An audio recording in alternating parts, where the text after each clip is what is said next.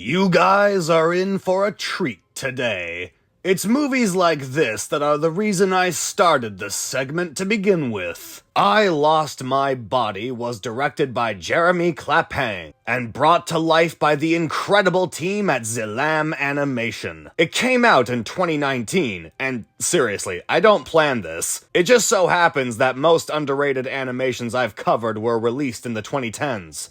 What are the odds? You could say this film is on the cusp of being underrated, receiving endless praise from the film festivals it premiered at, and even getting endorsed by Guillermo del Toro, along with the Red Turtle. Hell yeah, GDT knows what's up. Fuck, it's even on Netflix, so is it really underrated? Well, hey, fucking I still want to talk about it, and by my flimsy ass standards, it's underrated enough. So get off my back, Dad. This film is amazing, carrying itself with a somber, melancholic tone, which is perfectly offset by its hopeful and optimistic philosophy. It's a movie that can very well make you feel alive again should it catch you in a low or unfortunate point in your life. It's carefully and meticulously animated, beautifully directed, thoughtfully written, and thematically rich. And like I said earlier, it's on Netflix, so if you don't want spoilers, I'd highly recommend checking it out before this video. Don't worry, I have a spoiler-free section of this review like always, but this is really one of those movies you should go into blind. That's how I went into it, and I got the best possible experience as a result. So, without further ado, let's make like a hippopotamus in a business district and review the movie. I Lost My Body, or J'ai Perdu Mon Corpse, tells two congruent stories that eventually intertwine. And part of the fun of the movie is seeing how those two stories come together. The first story is about a young adolescent Naufel navigating his mundane and unfortunate existence after losing his parents in a car crash when he was just a child. The other story is about a severed hand going on an odyssey throughout the urban landscape trying to find its body. Hence the title of the movie, and the rest you'll have to watch for yourself. You can most likely infer where the story is going to go because, well, I assume you've all seen movies before, but still, there are some plot turns and details I simply don't want to get into just yet. What you may not know is that this movie is actually based off a book called Happy Hand by Guillaume Laurent. And the script for the adaptation of said book was in production limbo for almost a decade. For a while, Laurent's novel was deemed unadaptable because of how outlandish and peculiar the story was. Obviously, it came to fruition in spite of those obstacles through the wonderful medium of animation, but Jeremy Clapham really went through the ringer for this one. How do you convey these themes and symbols without coming off as pretentious or insisting upon itself? Well, there's a lot of contributing factors, but I would say a good part of it is letting the animation breathe and do what it does best. Now, don't misunderstand. There's plenty of dialogue in the movie between the characters, and they have many meaningful conversations. But the film never bombards you with philosophical monologues, nor does it try to direct your interpretation of its themes and symbols. It simply presents you with the information with visual storytelling, and lets you decide the meaning. We'll dig deep into the themes and symbolism of the narrative later on, but let's quickly cover the absolutely immaculate animation. This film was actually made in Blender, and it's a true testament to the software's cinematic capabilities. They animated the movie in 3D first, then used the grease pencil tool to add the 2D contour lines and details to the characters, then finishing it off with color and compositing to make the animation look like a seamless blend between 2D and 3D. It's kind of similar to what was done with Spider-Verse in regards to hybrid animation, but where Spider-Verse used this technique for stylization, I Lost My Body uses it to convey realism and subtlety. You may be thinking, hey, that sounds like a lot of extra work.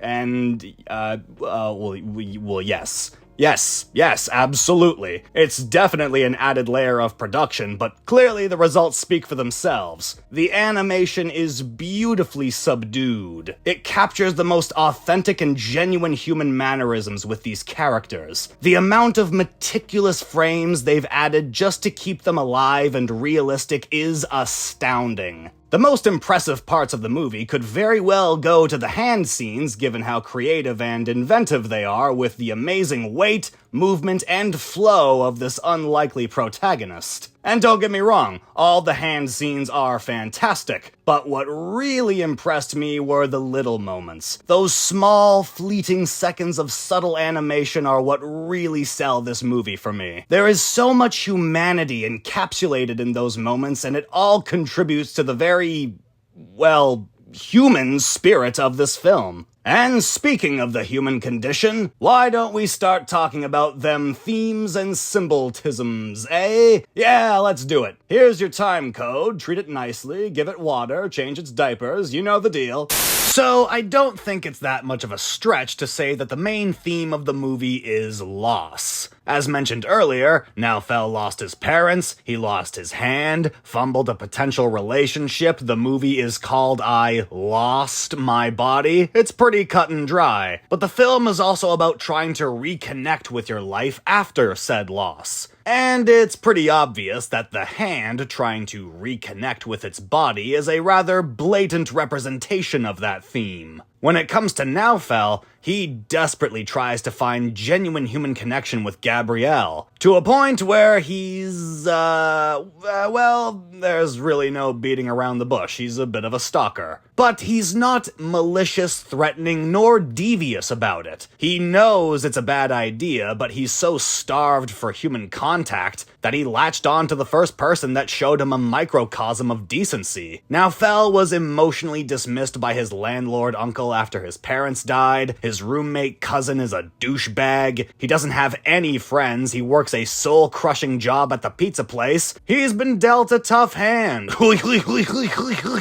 And as seemingly creepy as he may come off stalking Gabrielle, it's only because he's not socially adept enough to know how to form a natural friendship, not a sign of criminal psychopathy. Plus, he does experience the dismal consequences for his stalker behavior when it's revealed to Gabrielle. She is understandably creeped out and pissed off at him, and Naofel's attempt at human connection is severed. This, oddly enough, leads me to the igloo. The igloo is an idea shared by both Naofel and Gabrielle as a safe haven, a place of isolation they can share with another person and be shut off from the rest of the world. The igloo, and the hand as well, I think are supposed to represent Naofel's need for reconnection and human interaction, his need for something tangible in his life, a place where tragedy can't happen. Which shakily segues me to the fly. The fly, I'm certain, is supposed to symbolize death, or at least great misfortune. It accompanies both Naofel's parents' death and the sawing of his hand, almost as if it's a bad omen or pestilence. In the context of the movie, the fly represents the tragic and unpredictable turns life throws at you, how quick they can happen, and how hard it is to adjust to the changes they bring about. And this leads me to the astronaut.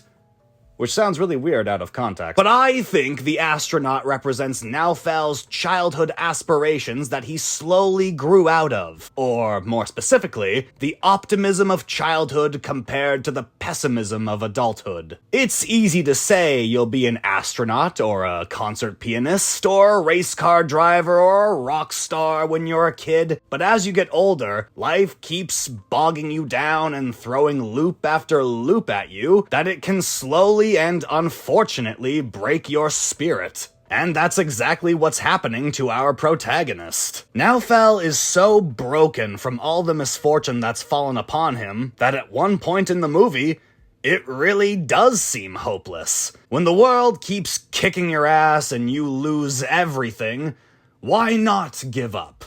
And this leads us back to the hand, who finally completes its journey to Naofel. But of course, The harsh reality is, the hand can't magically reconnect with its body, just like Naufel can't magically change Gabrielle's mind, nor can he bring his parents back. This is yet another loss Naufel has to live with and grow around. And this, I think, is the core message of the movie. Loss is always going to be a part of life, and it will always be tragic. But those losses are not the end of your journey. They're just chapters being closed before moving on to the next. And that's perfectly supported by the film's ending and a previous scene with our protag and deuteragonist. Naufel has a little monologue to Gabrielle about challenging fate, running off the rooftop of this building and landing on that crane, as a way of reclaiming your power over your destiny. A notion that he makes good on in the final scene of the movie. Naufel does exactly what he envisioned. He tested fate,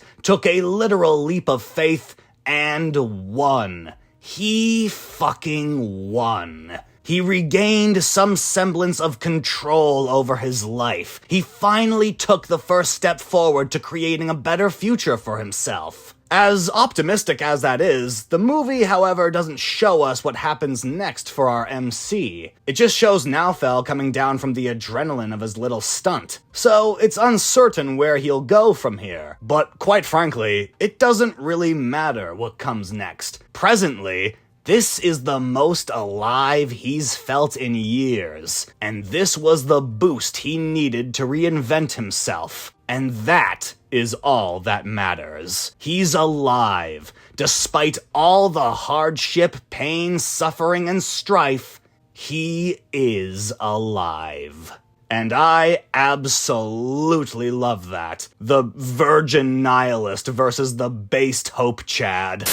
I Lost My Body is a cinematic gem, filled with introspection of the human experience, emotional gravitas, and visual splendor. Its presentation and execution are simply among the best the medium of animation has to offer. With a well-written and engaging story, sympathetic characters, realistic animation, and not to mention an entrancing and hypnotic score, you really can't go wrong with this one. And believe me, I've been wanting to cover it for a long time, so I'm really glad I was finally able to. Admittedly, it's not the most exciting film ever made, and I wouldn't be surprised if some found it boring, but it's definitely worth at least one viewing. It's an animated film of the highest caliber, one that is surely not to be missed.